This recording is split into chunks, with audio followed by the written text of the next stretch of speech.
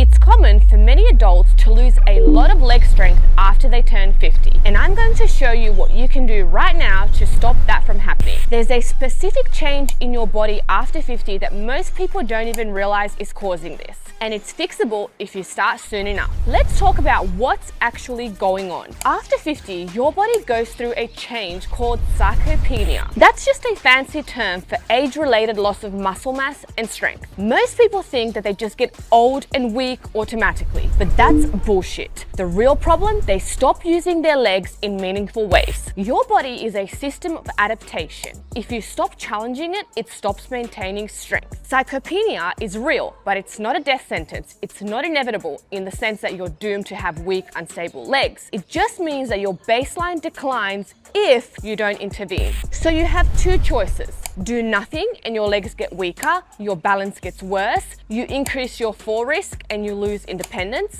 or you start using your legs in ways that force them to stay strong and mobile. Look, this isn't just about squats and lunges in the gym. Movement is your birthright. Your legs aren't there to just look good. They are there to carry you through life, to hike mountains, to climb stairs without gasping for air, to get up off the floor with power and ease. If you want strong legs at 50, 60, 70, 80 and beyond, you have to reclaim your human movement. And we're going to do movements that train your strength, your balance, your mobility, and your coordination. Because aging doesn't rob you of your strength, neglecting your body does. So let me show you exactly what you need to do. Here is a simple but powerful roadmap that you can start doing today. I want you to think of it in 4 pillars: strength, balance, mobility, and coordination. The first pillar is strength, so your squats. You're going to start with chair squats if you need. Go slow, sit down with control, stand up with power. Then you can progress to bodyweight squats and then eventually weighted squats. Number 2, split squats.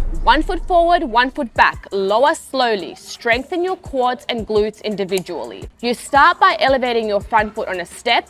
You can even hold onto something for assistance. Then you can do body weight and eventually play with load. Number 3, step ups. Use a sturdy step or bench. Drive through your foot. Control the lowering. Increase or decrease the height of the step for your ability. Pillar 2 is balance. You're going to start with your single leg balance. Hold on to something if you need, but work up to no support. Touch each point with control, try it with eyes open, and then try it with eyes closed. Number 2, heel to toe walk. Slow and deliberate. This will really test your stability and your balance. Number 3, tightrope walk. This is a favorite amongst most of my students because it is so difficult but so fun at the same time. If you can't do it in a squat, you can prop yourself up slightly. Pillar number 3, mobility. You're going to start with your deep squat holds. This is a non-negotiable in my practice. I want every single person to be able to squat with freedom for hours on end. Go as deep as you can comfortably and use support if you need. Let your ankles and your hips open up.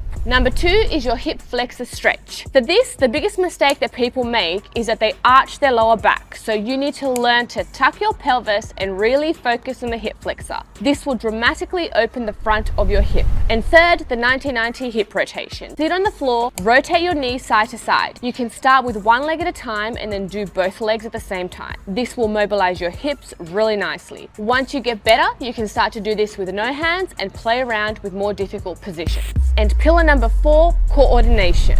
Primal movement. You're going to start with get-ups from the floor. Sit all the way down, stand back up. Use your hands if you need to, but over time, try to use less and less support. Number 2, bear crawl. On your hands and feet, low to the ground. Forward, backward, side to side. Build strength, coordination, and mobility at once. So now that we have all the pillars and you know all the moves, how do we actually put this into a practice? I would recommend that you do the following. For your strength moves, do 2 to 3 sets of 8 to 12 reps about 2 or 3 times a week. For your balance, start with 30 to 60 seconds each side, repeat 2 or 3 times, and work your way to increasing the duration of those times each and every session. For your mobility moves, hold the positions for 30 to 60 seconds or do 10 to 15 slow reps depending on the exercise. And for your coordination primal moves, do 2 or 3 sets of 5 to 10 movements or 20 to 30 seconds of crawling patterns.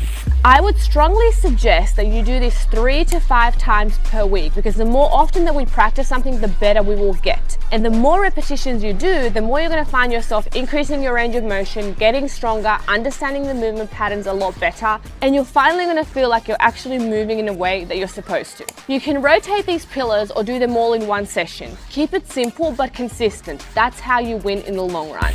Listen, these movements aren't optional if you want to age well. The alternative for you is a body that stiffens, weakens, and breaks down. Don't think of this as an exercise for seniors. Think of this as reclaiming your birthright to move. You don't lose strength because you age. You lose strength because you stop moving and you start neglecting your body. So please, start today. Pick a few of these exercises, do them every single day, and watch how your body changes. And if you want more guidance on how to move in a way that a human body has evolved to move, subscribe and let's do this together.